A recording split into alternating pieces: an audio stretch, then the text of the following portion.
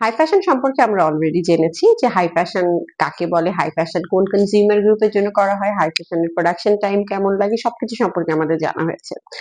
So আমরা আজকে জানবো হাই ফ্যাশন কিভাবে ম্যাস ফ্যাশনে আসে।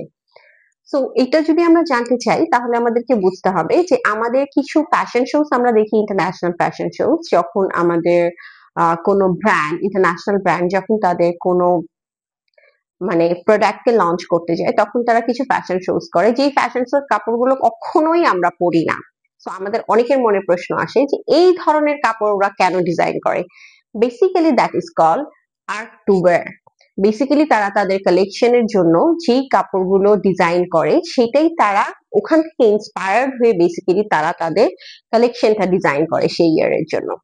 সো এটা তখন হাই ফ্যাশন থেকে তাদের কালেকশনে আসে, that is also very expensive, but ওখান থেকে ইন্সপায়ার্ড হয়ে যখন ফ্যাশনটা বেসিক্যালি আমাদের এফোর্ডেবিলিটির মধ্যে আসে, যখন সেটাকে আমরা রেপ্লিকা বলি বা কপি বলি, যে তখন আমরা যেই প্রোডাক্টটাকে বেসিক্যালি আমাদের হাতে পেয়ে থাকি বা আমাদের এফোর্ডেবিলিটির মধ্যে আসে, তখন আমরা বেসিক্যালি ওই প্রোডাক্টটাকে বলি high fashion convert to mass fashion, মানে ওই হাই ফ্যাশনটা ম্যাস ফ্যাশনে পরিণত হয়। এবং এটার জন্য সবচেয়ে মেইন যে ব্যাপারটা সেটা হচ্ছে ওই হাই ফ্যাশনটা যখন আমরা টিভিতে বা কোনো শোতে দেখি বা ওই ধরনের কাপড় দেখি বা ওই প্রিন্ট দেখি, তখন আমাদের ম্যাস পিপলদের মাঝখানে ওইটা পাওয়ার একটা ডিজায়ার কাজ করে, wish I could wear this, but আসলে ওইটা খুবই এক্সপেন্সিভ থাকে।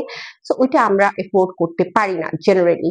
সো ওইখান থেকে তখন কিছু ব্র্যান্ড বা কিছু কোম্পানি ওইটাকে ইন্সপাইরেশন হিসাবে নিয়ে ওইটাকে লো কস্টের মধ্যে ওই ডিজাইনটাকে ম্যাস পিপলের কাছে পৌঁছে দেয়। তখন যে জার্নিটা, this is call high fashion to mass fashion journey.